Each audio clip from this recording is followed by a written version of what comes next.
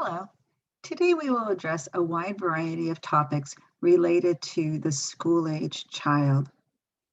We will begin with the growth and development during the school-age years. Age 6, physical motor.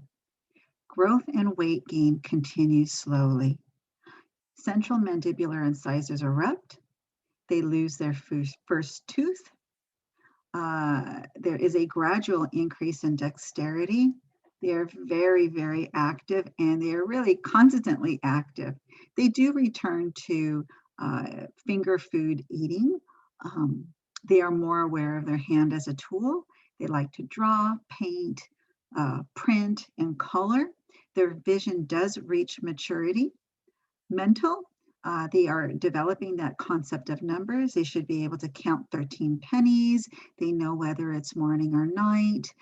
They will define common objects such as a fork and a chair in terms of their use. They should be able to obey triple commands in succession. They know their right and left hands. They should be able to describe an object in a picture rather than just simply saying what the pictures are. And often they should be attending first grade. Adaptive, they should be able to use a table knife to spread soft butter or jam on bread. At play, they should cut, fold, and paste paper. They may be able to sew crudely if the needle is threaded for them. Although they say they can take a bath without supervision, I personally believe the bathroom door should still stay open and you want to take a peek on them periodically. They can perform their bedtime activities alone. Often they read from memory. They enjoy spelling games. They like table games. They giggle a lot. Know that they will sometimes steal things. That's not uncommon. They have a hard time owning up to when they've done something that they weren't supposed to. And they are really trying out their own abilities. Personal social, they share and cooperate better. They really do like to be around kids their own age. Very common for them to cheat to win. They'll engage in rough play. It's not uncommon for them to be a little bit jealous of a younger brother or sister. They will copy what adults are doing. So if they see adults doing stuff, they will copy it. They still have an occasional temper tantrum. They're more independent. They like to boast about themselves. And they often have their own way of doing things. At age 7, here they grow about 2 inches a year. And their other teeth are coming in, specifically the maxillary central incisors and the lateral mandibular incisors. They are more cautious in approaching new activities. They will repeat activities so they can get better. Their jaw is expanding to accommodate their new, larger permanent teeth. Mental, they notice that certain parts are missing from a picture. They can copy a diamond. They can repeat 3 numbers backwards. They can also develop a concept of time. They can read an ordinary clock or watch correctly to the nearest quarter hour. They do use a clock for practical purposes. They attend second grade. They are more mechanical in their reading. Often they do not stop at the end of a sentence. They can skip words such as it, the, and he. Adaptive, they use a table knife for cutting meat, although they may need help with the tough or difficult pieces. They should be able to comb and brush their hair acceptably without help. Unfortunately, they may steal. They do like to help and have a choice. They are less resistant and stubborn. Personal social, they are really becoming a member of a family. They like to take part in group play. Boys do prefer playing with boys. Girls prefer playing with girls. They spend a lot of time alone and they don't really require a lot of companionship. Age 8 to 9, again, growing about 2 inches a year. Lateral incisors and mandibular cuscids erupt. They are fluid in their movement. They're often graceful and poised. They are always on the go. They like to jump, chase, and skip. There is actually an increased smoothness and speed in their fine motor control. They may use cursive writing. They should be able to dress themselves completely. They are likely to overdo, and they're very hard to quiet down after recess. They are limber. Their bones do tend to grow a little bit faster than the ligaments and soft tissue, and this can result in something called growing pains. This can be treated with massage, warm baths, ibuprofen. Mental, they can give similarities and differences between two things from memory. They can count backwards from 10 to 1. They're beginning to understand that concept of reversibility. They should be able to repeat the days of the week and month in order. They should know the date. They should know they should have the ability to describe common objects in detail, not just merely describing what they're used for. They should be able to make change out of a quarter. They attend 3rd and 4th grade. They may read more. They may actually wake up early just to be able to read. They like classic books as well as enjoying comic books. They are more aware of time and can be relied on to get to school on time. Here they are understanding things like cause, effect, puzzles, conservation principles. They'll classify objects by more than just one quality, I beg your pardon. They tend to really enjoy collections, and they'll make simple paintings and drawings. Adaptive, here they can use a common tool such as a hammer, a saw, or a screwdriver. And again, these are tools that are intended for younger users. They can use household and sewing utensils. They can help with routine household tasks such as dusting and sweeping. They should really assume responsibility for some age-appropriate household chores. They should be able to look after their own needs at the table. They can run some useful errands. And when I say useful errands, it's just, little things around the house. They like picture magazines. They like school. They want to answer all the questions. They're afraid of bad grades. They don't want to fail. They tend to be very, self-critical. This is a great time for taking music and sports lessons. Personal social, they tend to be easier to get along with at home. They work well with the reward system. They're more sociable, better behaved.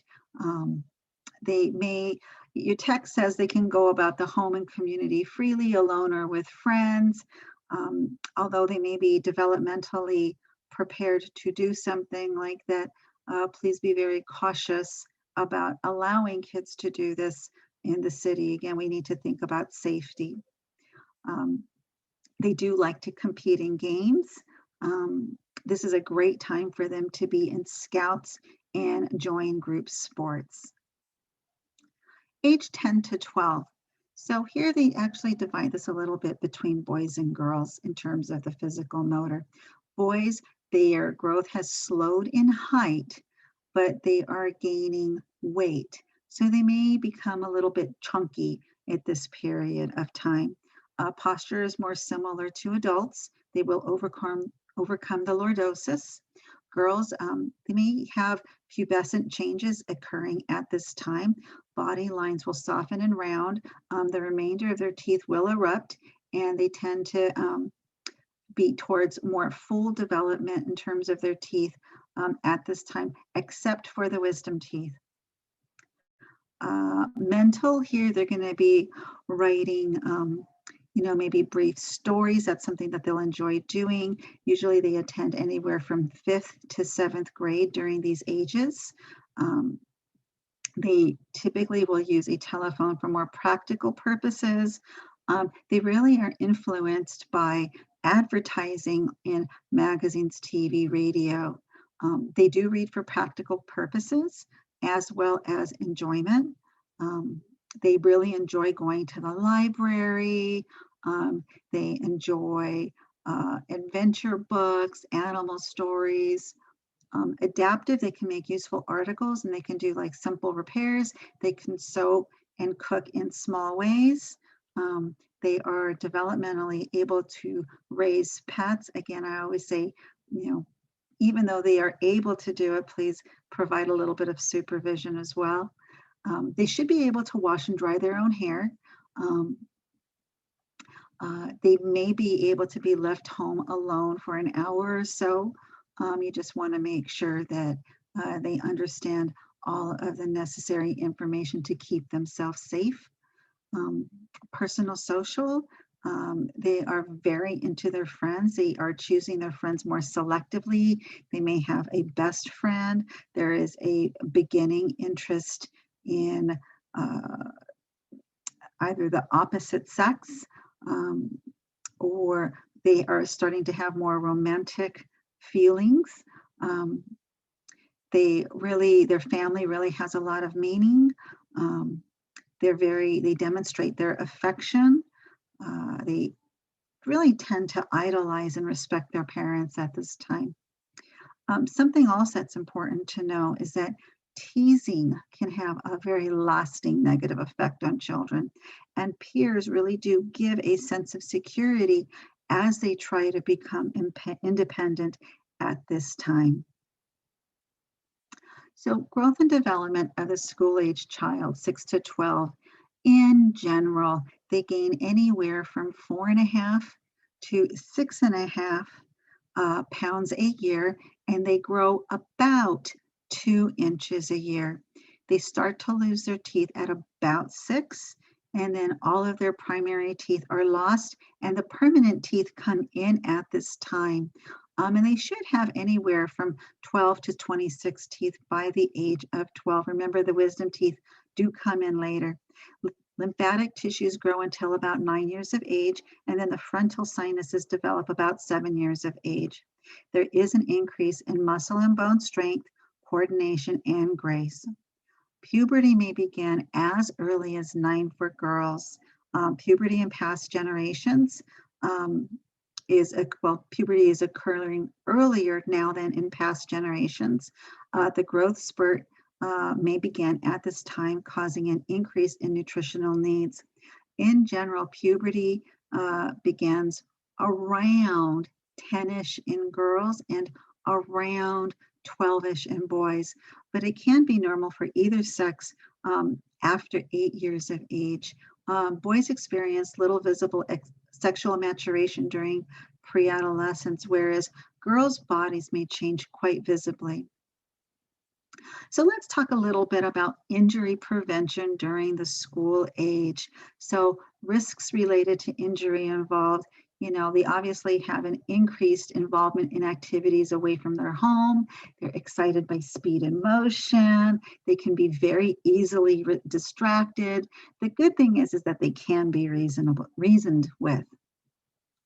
So let's take a look at motor vehicle accidents. Here you want to educate the child regarding proper use of seat belts while in a passenger vehicle, keeping all of their body parts inside of the car.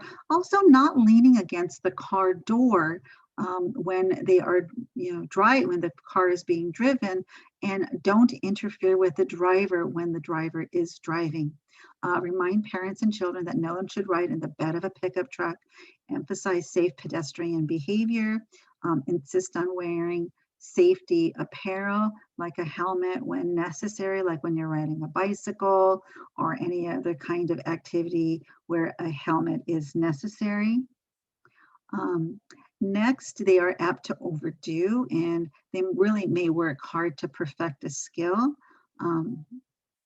So they also like swimming. So issues here, you want to make sure that you teach children to swim, teach them basic water safety, make sure that they are swimming in safe areas with supervision. If they are diving, make sure the water is deep enough for that to occur. Always swim with a companion. Make sure that they have appropriate flotation devices in the water or a boat if they are boating, or using any other kind of flotation devices for fun. You want to advocate for legislation requiring fencing around pools. And when you are around water, there should be at least one person who knows CPR. Next, we're going to talk about um, burns, and this is related to, they have more independence, they tend to be much more adventuresome, they like trying new things, and that can put them at risk for burns. And some of this is true for everybody, like making sure the smoke detectors are in the home and they are functioning. The water heater should be 120 degrees Fahrenheit or lower, because this will help to prevent scald burns. You want to instruct the child in behavior in areas involving contact with potentially burning hazards. So anytime they're around gasoline, matches, bonfires, barbecues, or anything else that can cause them to get burned, just to be very, very cautious. You want to avoid climbing or flying kites around high tension wires. And then teaching a child what it is that they should do in the event of a fire. So having fire drills at school as well as at home. Teaching a child safe cooking. You want to use low heat, avoid frying, and be very careful of steam burns, scalds, or exploding foods in the microwave. Next, we're going to talking about, they do have a strong allegiance to their friends and may be easily influenced by their friends, and issues related to that could be poisoning. So here, teaching a child regarding the importance of not taking either prescription drugs or non-prescription drugs and chemicals that don't belong to them. So we don't want them taking prescription drugs that belong to someone else, or non-prescription drugs or chemicals. Obviously, we don't want kids taking, drugs. That's just that simple. You want to teach them to say no if they are offered any kind of illegal or any dangerous drugs or alcohol. And I want to even include, although this isn't poison related, you also want to teach them to avoid smoking and vaping. But please keep potentially dangerous products in properly labeled receptacles. And again, keeping things locked. Next, here they have increased physical skills. They enjoy physical activity, and they're trying to really perfect new skills, and they can be daring and adventurous. And a lot of these can cause issues.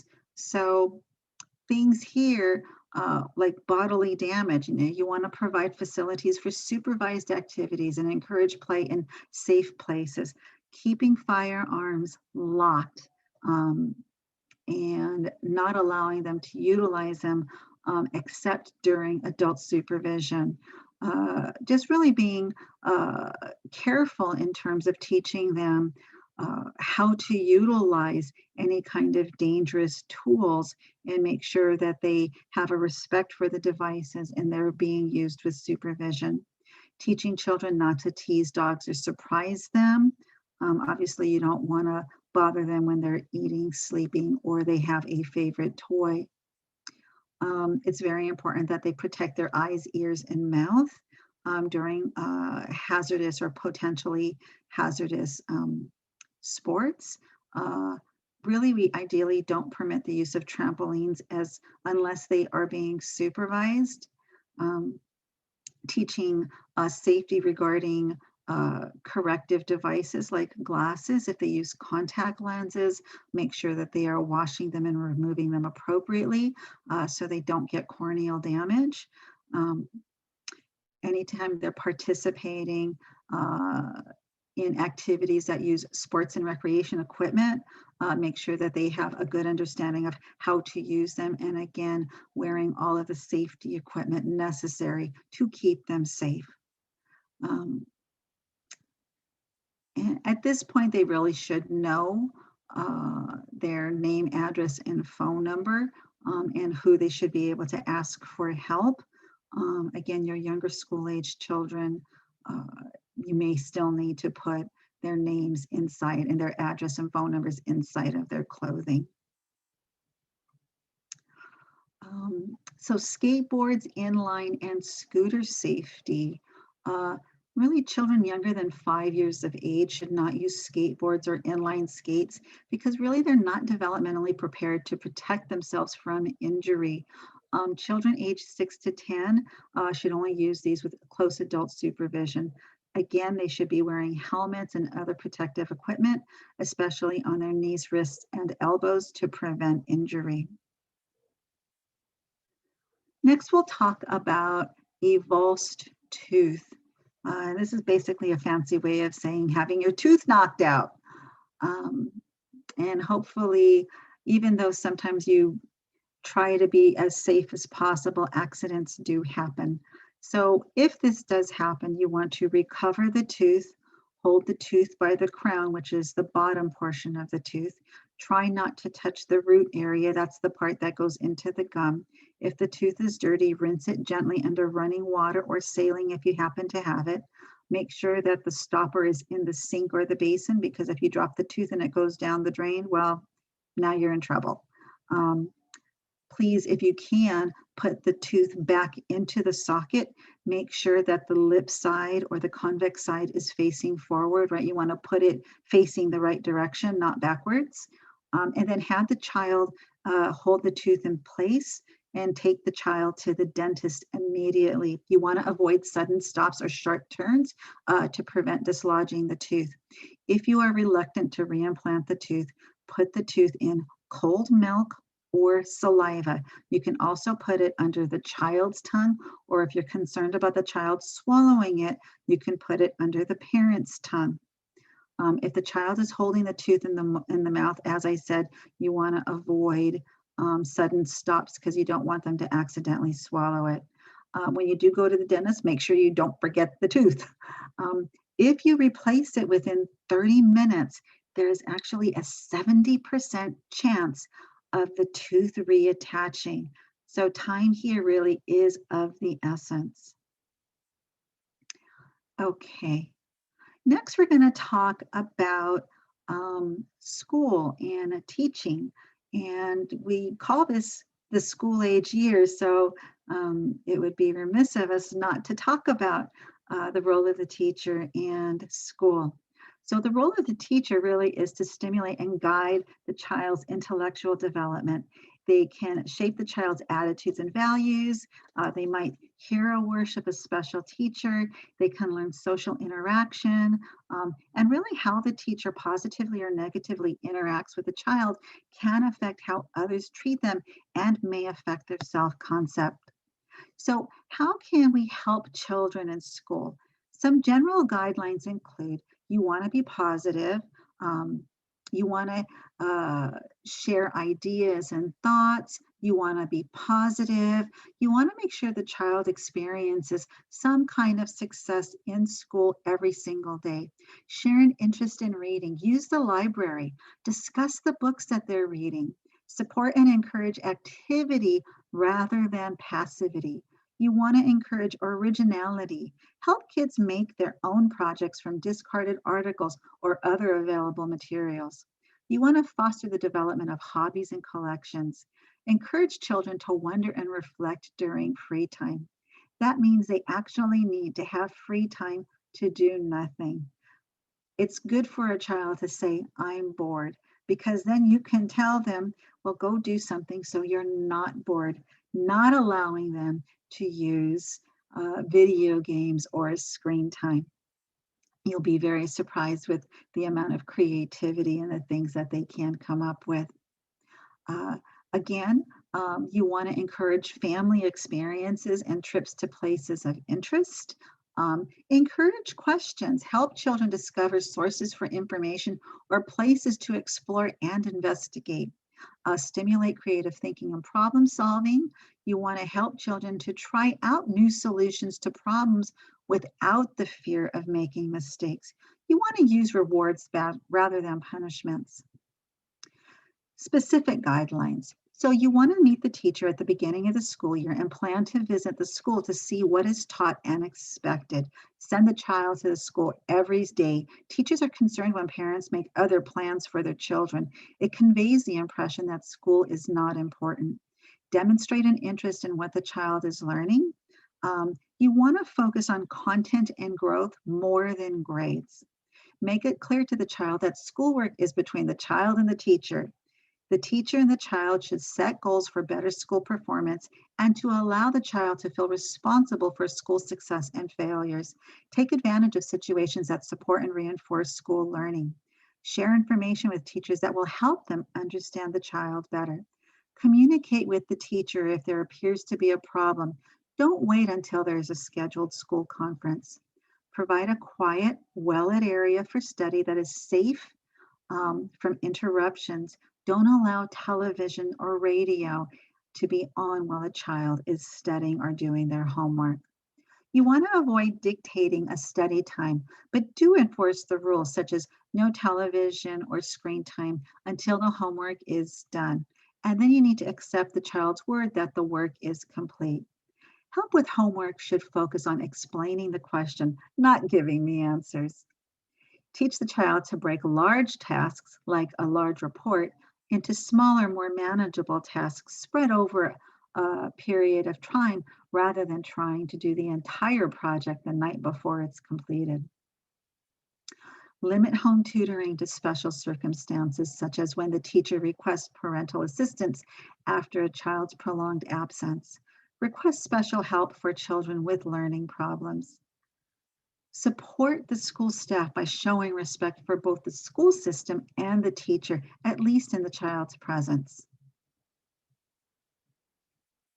Next, we're going to talk about a term called latchkey children. And basically what this is latchkey children are children who are typically in elementary school who are left to care for themselves either before school or after school without the supervision of an adult. This really can cause a greater risk for injury and delinquent behavior. Outside activities with peers often are diminished. To cope with their fears and anxieties while alone, it's not uncommon for children to devise strategies such as hiding, playing the television loud, using pets as comfort. And then these children also need to be taught home alone safety, like not answering the doors, how to use 911, how to use or how to make no-cook snacks. Now, there are some dishonest behaviors that are common, particularly of your young school-age children, and we're going to talk about these next. So the dishonest behaviors that we typically see are things like lying, cheating, and stealing. So lying. Young children can't really tell fact from fantasy, but by school age they can. So here kids lie to avoid punishment. They may lie to meet expectations by others that they haven't been able to live up to. It might be a way of getting something easy, low self-esteem, a way to get ahead. Know that your younger children are quick to tattle on others. It's important for parents to role model truthfulness and focus on how respect is lost if they are not believed. Cheating. This is common in your 5 to 6-year-olds. They will cheat to win. This tends to disappear as they get older. But if parents cheat and kids see it, then they're going to think it's okay. Again, parents need to model behavior that they want their kids to perform and focus on how it is important to be honest. Stealing. So anywhere from 5 to 8 years of age, kids have a limited sense of property rights. Older children tend to steal. Basically, it's a bribe or it's something that they really want. Maybe they're angry at their parent. Sometimes they'll do it to make up for something they're lacking. If a house has lots of communal property, meaning everybody sort of shares everything, a child might have difficulty identifying property rights. For example, if a mom or dad takes money from pockets and around the house, then the child's going to wonder why they can't take money from their mom's purse or their dad's wallet. Parents can give a child some personal space to develop property rights, like giving them a little allowance or giving them a piggy bank. If the child steals, you want to tell them why it is wrong. You want them to pay it back or return it personally to the owner. Shame is typically developed by about 2 years of age. So, because they are often embarrassed by having to return it, that often will stop the stealing. Stress and fear, bullying, home conflict, violence portrayed in the media, um, these are things that a child can experience. And so when they are experiencing fear and stress, you want the child to verbalize their concerns. When they are angry, you want to encourage physical activity and exertion to diffuse that excess energy when they are angry. You want to teach them problem solving skills, teach expected behavior, and then what was going to happen if they don't comply. Often children will copy a parent's method of handling stress and anger. Um, Please reassure children that they are safe, and we want to encourage them to verbalize their feelings. In general, we want to encourage healthy eating, good nutrition, promotion of visual and hearing health and testing, good dental hygiene, dental visits at least every 6 months. Roughly, they should be sleeping anywhere from 9 to 11 and a half hours each night, really depending on their age. We want them to participate in daily exercise rather than passive activities like TV and video games. And it is very important for parents to supervise the media to which their children are exposed. Next, please be aware that children need health information regarding nutrition, sleep, exercise, drug use, sex education, education regarding sexually transmitted diseases. These are often taught as part of a comprehensive health teaching program. This is going to be taught at all levels from simple to complex. Typically, it is taught according to the child's development. Generally, it starts in the 4th grade with increasing depth and complexity in the 7th grade as well as the 9th grade.